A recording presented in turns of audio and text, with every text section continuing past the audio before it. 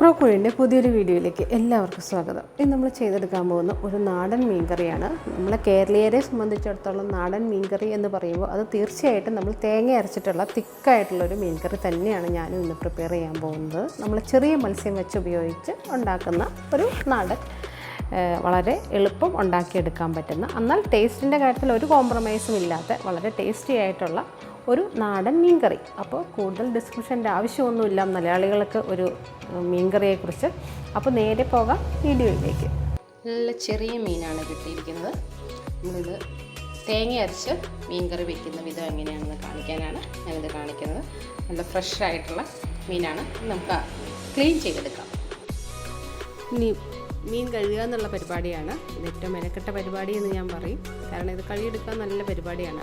ആദ്യം കഴുകി എടുത്തു. അതിനുശേഷം ഉപ്പിൻ്റെ പൊടി വെച്ചിട്ടാണ്, ഉപ്പിൻ്റെ കല്ലാണെങ്കിൽ കുറച്ചുകൂടി നല്ലത്, ഉപ്പിൻ്റെ പൊടി ഇട്ട് 2-3 പ്രാവശ്യം നന്നായിട്ട് ഈ ചട്ടിയിൽ തന്നെ അങ്ങോട്ടും ഇങ്ങോട്ടും ഇങ്ങനെ ചെയ്യുമ്പോൾ എന്താ ഗുണം, മുള്ളു കൊള്ളാതെ നോക്കിയിട്ട് അങ്ങോട്ടും ഇങ്ങോട്ടും ചെയ്യുമ്പോൾ ഇതിനകത്തൊരു വഴുവഴുപ്പ് പോലത്തെ ഒരു സംഭവമുണ്ട്.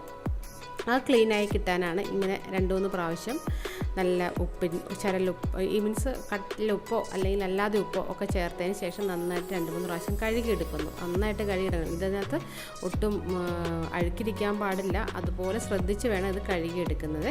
അപ്പോൾ ഇത് 2-3 പ്രാവശ്യം നന്നായിട്ട് ഓരോന്നും എടുത്ത് വെച്ച് നന്നായിട്ട് കഴുകിയെടുത്താലാണ് നമുക്കതിനകത്ത് എല്ലാ തരത്തിലുള്ളതും മാറ്റാൻ പറ്റുള്ളൂ. അതിനുശേഷം ഇത്ര ചെറിയ മീനാണെങ്കിൽ ഞാൻ ഒന്നുകൂടി ഒന്ന് കട്ട് ചെയ്തെടുക്കുന്നുണ്ട് കേട്ടോ. അതൊന്നുകൂടി ഒന്ന് ചെറിയ പീസുകളാക്കി എടുത്ത് മാറ്റി വേറൊരു ഇതിനകത്തേക്ക് മാറ്റി വയ്ക്കുകയാണ്. അതിനുശേഷം ഒന്നുകൂടി കഴുകുക. അത് 1-2 തവണ കഴുകുക. ഇത് കഴുകൽ പരിപാടിയാണ് ഏറ്റവും പാടുള്ളൊരു ജോലി എന്ന് ഞാൻ പറയും. കാരണം ഇത് ക്ലീൻ ചെയ്ത് കിട്ടണോടം വരെ നമ്മുടെ ഒരു ഇതിനനുസരിച്ചിട്ട് ഇത് നന്നായിട്ട് ക്ലീൻ ചെയ്ത് കിട്ടണ്ടേ. ആ വെള്ളമൊക്കെ നന്നായിട്ട് അഴുക്കൊക്കെ പോയിട്ട് നല്ല ക്ലിയർ ആകുന്നോടം വരെ കഴുകിയെടുക്കണം. പിന്നെ അരയ്ക്കാനുള്ള തേങ്ങ, കുറച്ച് മല്ലിപ്പൊടി, ഒരു 1/4 ടീസ്പൂണേ ഞാൻ മല്ലിപ്പൊടി ഇട്ടിട്ടുള്ളൂ. ചിലർക്ക് കൂടുതൽ മല്ലിപ്പൊടിയുടെ ടേസ്റ്റ് ഇഷ്ടമാണ്. എനിക്ക് അത്ര ഇഷ്ടമല്ല. അത് 1/4 ടീസ്പൂൺ മല്ലിപ്പൊടി, പിന്നെ കാശ്മീരി മുളക് പൊടി, പിന്നെ നോർമൽ എരിവിനുള്ള നോർമൽ മുളക് പൊടി അത്ര ഇട്ടു. അതിനുശേഷം ഇത് നന്നായിട്ട് അരച്ചെടുക്കുന്നു. മഞ്ഞൾപ്പൊടി ഇട്ടു കേട്ടോ. മഞ്ഞൾപ്പൊടിയും കൂടെ കൂട്ടി നന്നായിട്ട് മഷി പോലെ അരച്ചെടുക്കുന്നു. അപ്പോൾ അരച്ചെടുക്കുമ്പോൾ ശ്രദ്ധിക്കണം. പിന്നെ നമ്മൾ ചേർക്കുന്നതിനകത്ത് കുഞ്ഞുള്ളി ചേർക്കുന്നുണ്ട്, പച്ചമുളക് ചേർക്കുന്നുണ്ട്. പുളിക്ക് വേണ്ടിയിട്ട് നമ്മൾ ഇതിനകത്ത് യൂസ് ചെയ്യുന്നത് നമ്മുടെ പുളിയാണ് കേട്ടോ. പുളി എന്താണ്, മീൻ പുളി തന്നെയാണ് യൂസ് ചെയ്യുന്നത്. പിന്നെ കരിവേപ്പില, ഇഞ്ചി നമ്മളതിനകത്ത് യൂസ് ചെയ്യുന്നുണ്ട്. ഇതെല്ലാം ഇഞ്ചിയും അതെല്ലാം അതിനകത്തേക്ക് ഇട്ട്, ഇഞ്ചി, ഉള്ളി, ചുവന്നുള്ളി, പച്ചമുളക് ഇത്രയും നമ്മൾ അതിനകത്തേക്ക് ചേർത്തതിന് ശേഷം കുടംപുളിയും കൂടെ ഇട്ട് നന്നായിട്ട് വേവിച്ചെടുക്കണം. കരിവേപ്പില പിന്നെ നമ്മുടെ ഇഷ്ടത്തിനാണ് അതിനകത്ത് ചേർക്കുന്നത്. ഇഞ്ചിയും കരിവേപ്പിലയുടെയും ടേസ്റ്റാണ് എനിക്ക് തോന്നുന്നു ഇതിനകത്ത് ഏറ്റവും മുന്നിൽ നിൽക്കുന്നത്. ശേഷം നന്നായിട്ട് അടച്ച് വെച്ച് ഈ അരപ്പും അതുപോലെ തന്നെ പുളിയും ഒന്ന് വെന്തിറങ്ങാനുള്ളൊരു സമയം നന്നായിട്ട് അത് വേവിച്ചെടുക്കുന്നു. നന്നായിട്ട് ആ പുളി ഉരുകി ഇറങ്ങാനാണ് കേട്ടോ ഈ പ്രോസസ്സ് നമ്മൾ ചെയ്യുന്നത്.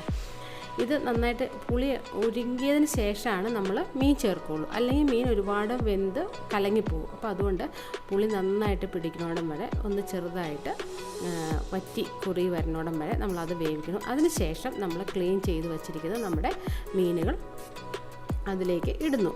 ഇട്ടതിന് ശേഷം നന്നായിട്ട് ഒന്ന് ഇളക്കി കൊടുക്കുന്നു. ആദ്യത്തെ ഈ ഇളക്ക് മാത്രമാണ് ഇതുപോലെ ഇളക്കാൻ പാടുള്ളൂ. കാരണം വെന്ത് കഴിഞ്ഞ് കഴിഞ്ഞാൽ പിന്നെ ഇതുപോലെ കുത്തി ഇളക്കി കഴിഞ്ഞാൽ പിന്നെ മീനിൻ്റെ പൊടി പോലും ഉണ്ടാവില്ല കണ്ടുപിടിക്കാനായിട്ട്.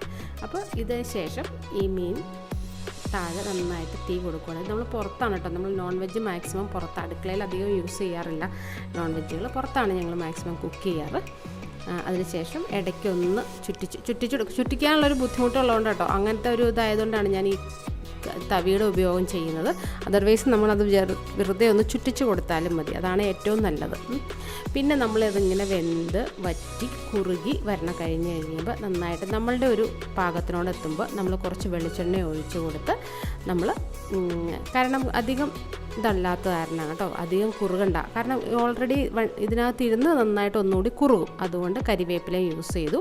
അങ്ങനെ നമ്മുടെ തിക്കായിട്ടുള്ള മീൻ കറി നമ്മളിവിടെ റെഡിയാക്കി എടുത്തു. പിന്നെ അതിനകത്ത് നിന്ന് വേഗം എടുക്കുക എന്നുള്ളത് മാത്രമേ ഉള്ളൂ. ഇനി നമ്മളുടെ ചട്ടിയിലിരുന്ന് അത് നന്നായിട്ട് വെന്ത് കഴിക്കുന്ന സമയമാകുമ്പോഴത്തേനും നല്ല കുറുകിയ മീൻകറി, നല്ല ടേസ്റ്റുള്ള, പുളിയുടെയും ഇഞ്ചിയുടെയും ഒക്കെ നല്ല രുചിയുള്ള കട്ടിയുള്ള തിക്കായിട്ടുള്ള മീൻകറി റെഡിയാവും. അപ്പോൾ അങ്ങനെ നമ്മുടെ മീൻകറി ഇന്ന് നമ്മളിവിടെ റെഡിയാക്കി.